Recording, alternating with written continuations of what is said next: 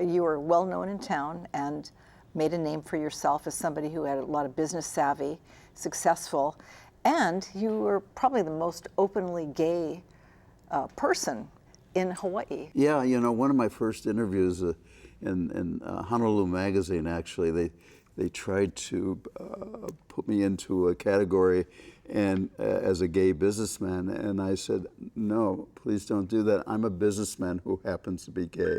There's a big difference, Knowing nothing about running a bar, he and a business partner opened Hula's Bar and Lay Stand, a nightclub where everyone could come and feel safe. Meet this entertainment entrepreneur who's also known for his civil rights advocacy. Next on Long Story Short. One-on-one engaging conversations with some of Hawaii's most intriguing people. Long Story Short with Leslie Wilcox. Aloha mai kākou, I'm Leslie Wilcox. Jack Law says he always knew he wanted to be in the entertainment business, but he didn't know how he was going to make that happen. Coming to Hawaii as a college student, he happened to meet some influential people who led him on his path to becoming a successful, longtime nightclub owner in Honolulu, starting with Hula's Bar and Lay Stand. Law says he didn't really know he was gay until after he left his home state of Michigan and moved to Hawaii. Growing up in Detroit, he knew he didn't always fit in, and he had a difficult time getting along with his father. He later learned that his father may have had issues other than trying to deal with a son who was different. He gave me his work ethic, I can say that for sure. He was a high school graduate dropout and a self-taught mechanical engineer, and very, very smart, as my mother was, who was also a high school dropout. Of course, they dropped out of school because of the Second World War, as many people did, but he didn't take advantage of the GI Bill. I mean, he did not go back to school and learn. Everything he did was self-taught, but he was a very, very, very hard person to be with and a hard person to grow up with. He wasn't mirthful at all. My mother was the complete opposite of him, I found out later, and my sister-in-law, my brother's widow, worked around hospitals and stuff, and we're still very close. And she lived with my parents before they died. She took care of them. So, and she told me that she really thought my dad has Asperger's disease. And once she told me that, it really, sort of the sun came out. I realized that it was my dad was suffering from this. It wasn't something that would be diagnosed in during his time. I always thought it was because of me that he acted the way he did, but then I realized it was just because that was him. Why did you have that feeling? Well, I think a lot to do with being gay, and I think, in looking back at it, I didn't know at the time, but looking back at it, I was a typical little gay boy, 5 years old, until I, graduated from high school, whatever. I thought I was straight, but I was very, as they say, well, they don't say that very much anymore, but light in the loafers, And I think I was a little bit of an embarrassment to my dad. I think that's why he reacted the way he did. But my brother, who was not gay and was very much of a jock, he treated my brother worse than he treated me. So, so much for that theory. And so now that you believe your father probably had Asperger's, the way he acted to you was probably the way he acted to everyone. Yeah, I mean, he never had a lot of friends. And he just was not very gregarious, at all. But you grew up thinking you were less than because you didn't have your father's approval? He was a very good father as far as a provider goes, but he was not one that would take you out to the ball game or go fishing with you or almost anything. And your mom was a giver and an extrovert? Yes. Yes, a great sense of humor, and smart. Whatever my dad would have her do, she would learn to do. I mean, she taught herself to be a secretary. She taught herself to be a bookkeeper. She was a telephone operator when they had telephone operators, and she was an Avon lady, and she was always, in spite of it, and she was abused by him, and not like you would think of being an abuser. He just was so mean to everybody that he would shut her down all the time, you know. But she would always, you know, just be cheerful and happy and everything else, and it would just be like water off the duck's back. And there were many times growing up I wish they would have gotten a divorce because I wanted my mother to have a certain amount of happiness, but it never happened. They were together all the way to the end of their life, which was pretty recently. You thought your dad held your being gay against you when in fact he might not have, but what was your struggle like? My struggle was really, why didn't I fit in? I mean, I dated girls, I tried to fit in, but I just didn't fit in. I couldn't throw a ball, you know, to save my life. I remember my gym teacher calling me a sissy, you know. I didn't think I was smart at all because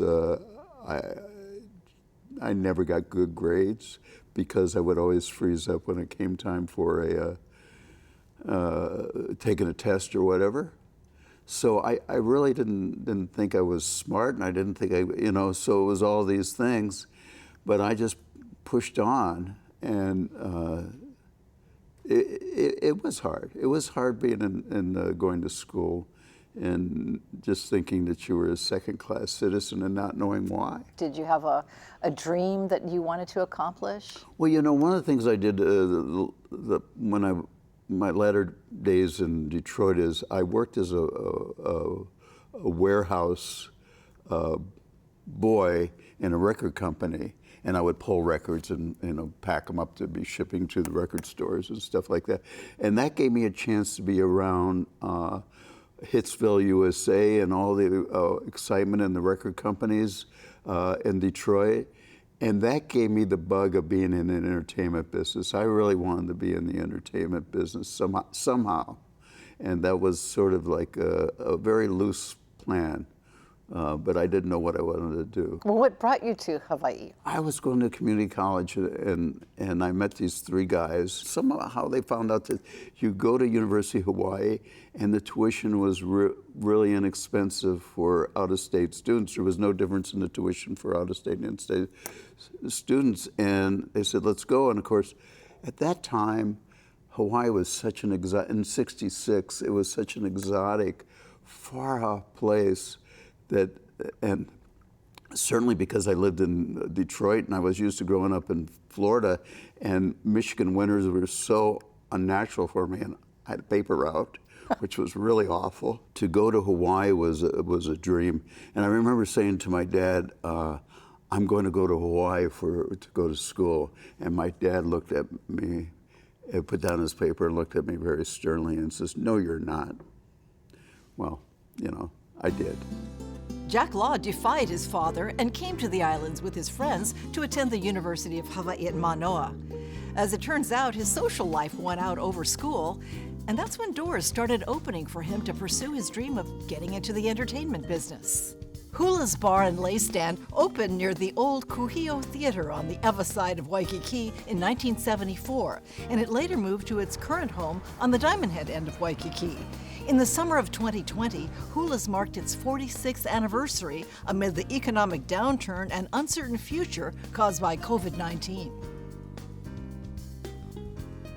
When I lived here and I was going to school, I lived in Waikīkī, and I still didn't know I was gay, or if I knew I was gay, I was fighting it terribly.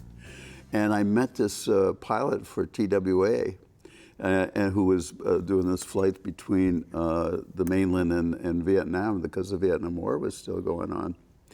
And he literally picked me up at Perry Boy's Smorgy on Lewis Street. I was having a cup of coffee. It sort of opened a brand new world for me that I didn't know. and it was great. And every time he would be in town, he would look me up.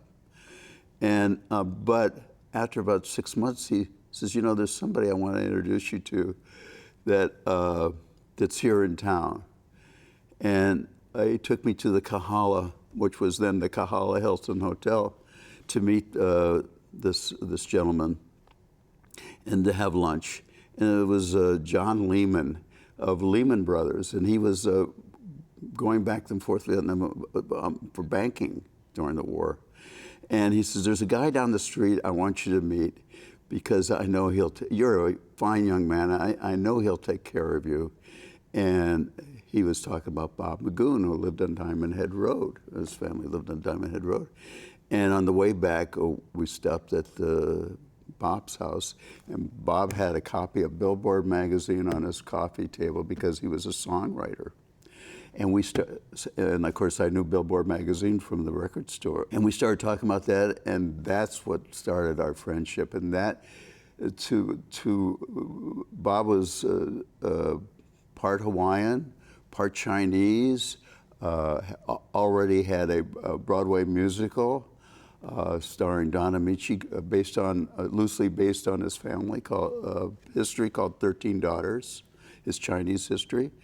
And he wanted to write a new song, and so we got together and started this band called the Potted Palm. Now this is the '60s, so we called the band the Potted Palm, and the name of the song was House of Grass, and it was a very psychedelic song about a house of double entendre about a house of grass that Bob had wrote, and that's basically what started, and I was hooked. And at the time, the liquor laws required places, the liquor establishments, to have live music in order to dance.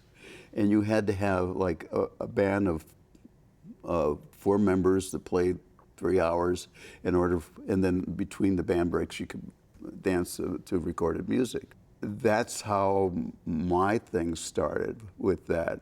And then I started managing other bands and other things like that. But it was really wonderful at the time because it made live music really required in Waikīkī. And you couldn't swing a cat in Waikīkī without going into a bar with live entertainment. Every bar had live entertainment, and there was a lot of bars in Waikīkī at the time. And it was quite fun. And when they changed that rule, and then live music sort of died out, and then luckily I got involved into having a nightclub of my own with Bob Magoon, Eaton Magoon Jr. So that's how that is. And of course I went into, had Hula's Bar and Lay Stand, which was one of the first discotheques as well. That's what happened, you know. And of course, some of our younger viewers won't know Hula's Bar and Lay Stand in its original location, which is under this large banyan tree with lights, and I mean that was just kind of a magical place. It was so idyllic, it really was. Across the street from the Art Deco Kuhio movie theater, you know, and it was really special. I bless the fact that I came to Hawaii, you know, that the stars lined up, and I bless the fact that I met Bob Magoon, because he was somebody that believed in me when I didn't believe in myself. He was somebody that believed in me when my dad didn't believe in me. Why do you think he believed in you? He saw something in me that I didn't see myself. And he was very good. He was a very good people person. And I think the reason for that is because he was just a child of Hawaii. And he just really, his parents were such wonderful people. You know, they knew that he was gay, and they didn't care. Bob Magoon, who was a Yale graduate and a Hastings Law School graduate, they just let Bob be the way he was, and they just nurtured him all the way through, and that just radiated off of him. He had such talent, and I know that many people probably won't remember this, but he wrote Number One Day of Christmas that we all still sing at family get-togethers at Christmas time. Yeah. And what was your goal? What were you looking at in terms of clientele for that nightclub? Well, you know, it was on Magoon property at the time, and the tenant that was on there, it was actually a falling down house that used to belong to one of the Magoon aunties, and then they turned it into a commercial thing. It was a laundry, and we were doing some real estate. I had my real estate license at the time, and he had his real estate license, and he was building Eaton Square. Eaton Square was named after his father, and 1717 LY, and he said, this property became available, let's open a bar. And I said, Bob, we don't know anything about the bar business. He says, oh, how hard could it be? You know, that was one of the wonderful things about Bob, because details didn't bother him. He just always looked at the... Were you the detail guy? I was the detail guy, yeah. And of course, after 3 years, I proved that we didn't know anything about the bar business. I understand you would go traveling to look at the latest trends, and you'd be the first to get them in Hulas or the Wave. Bob Magoon brought me to New York my first time, and we stayed at the Plaza Hotel. And you know, a lower middle class kid from Detroit, that was just head spinning, and but. Then he gave me the New York bug, so I would go to New York at least twice a year, every year, and I would see what was happening in the club scene, and I would by bringing it back to Hawaii, I was like 24 months ahead of anybody else, and we were the first ones to have video in a nightclub in Hawaii. As a matter of fact, one of the very few in the world, but. We did cater to the gay clientele, and that's when Studio 54 was big in, you know, in New York and everything else. But it was Hula's, and until today, has never been exclusively gay. It's been everybody has come to Hula's and walked through Hula's door of a certain age, and it has made it's sort of like Hawaii. You know, it's like everybody is welcome and everybody comes, and everybody's different. And everybody's different, and that's what it makes it interesting.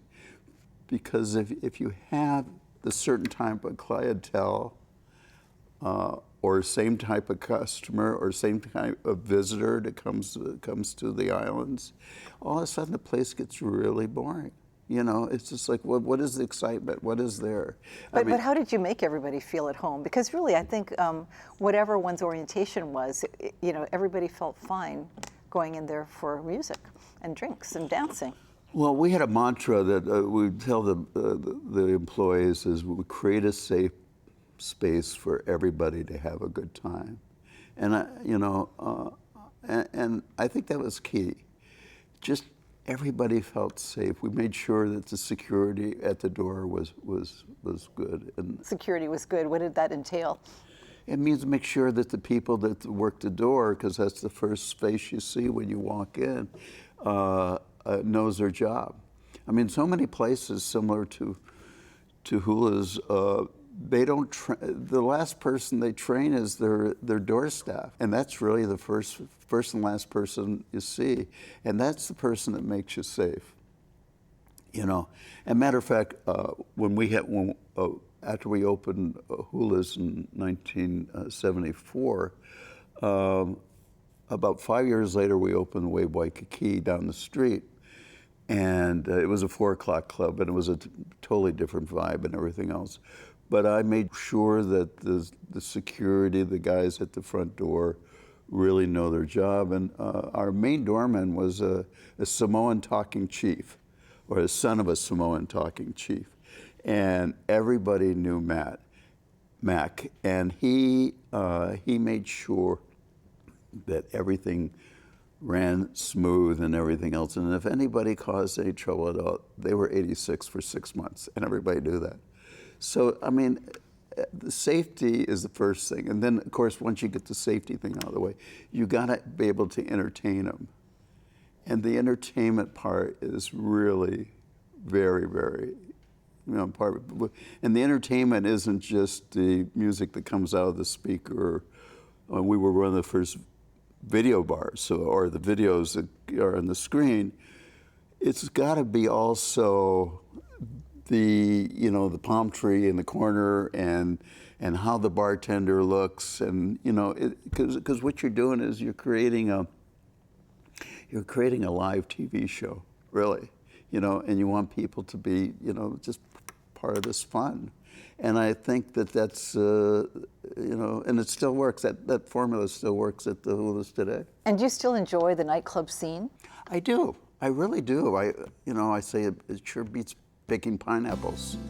Jack Law of Honolulu managed other bands in his early days, including such notable musicians as Al Lopaka and Ed Kenny, father of Chef Ed Kenny. He also owned other successful nightclubs, including the Wave Waikīkī and Malia's Cantina. In addition to his nightclub ventures, Jack Law has used his business skills to advocate for civil rights. He was a founder of the Life Foundation, a nonprofit organization that fought to stop the spread of HIV/AIDS and to improve the quality of life of people affected by the disease. He also created the Rainbow Film Festival, which celebrated its 30th anniversary in 2019.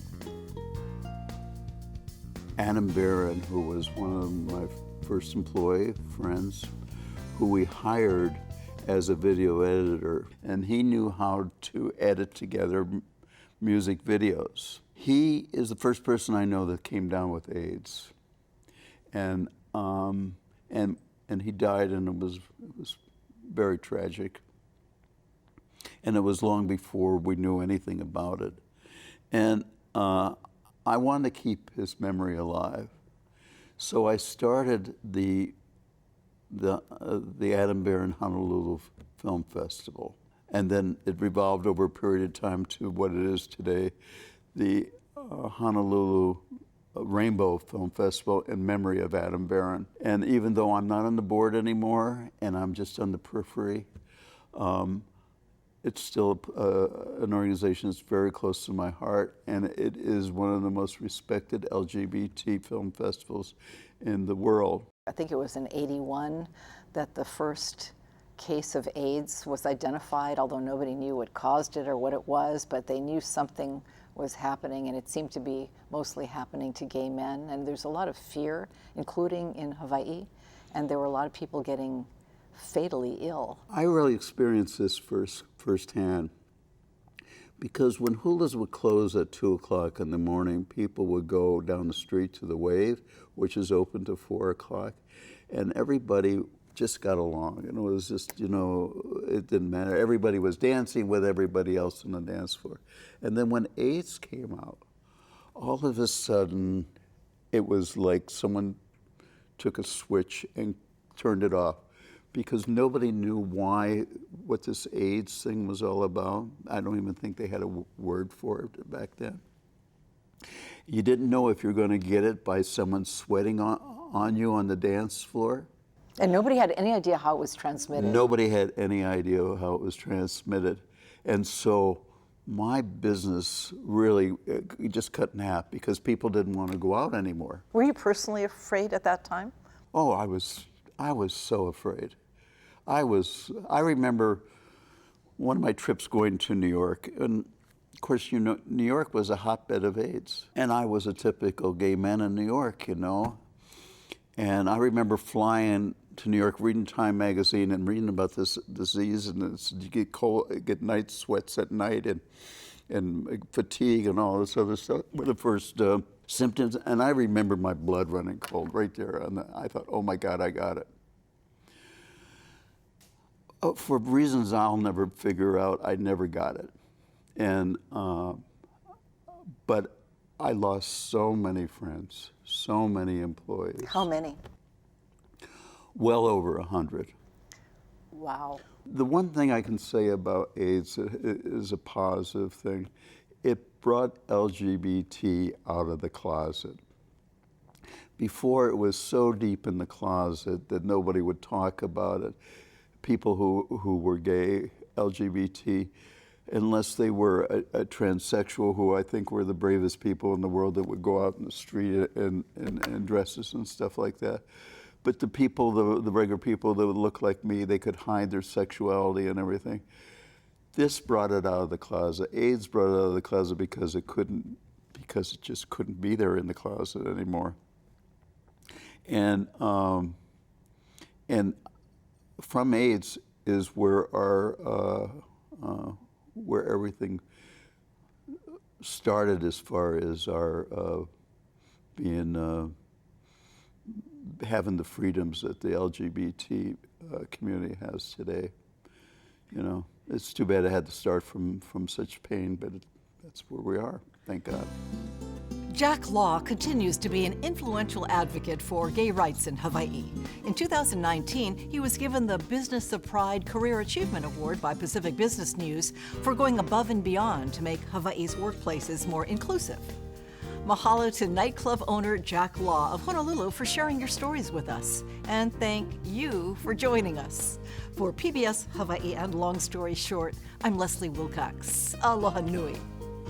I came to the university and I did not graduate, but I took a lot of business 101 courses, which really I recommend to anybody, because what it did is it gave me enough education where I know how to read a balance sheet, but I also know when to call the CPA.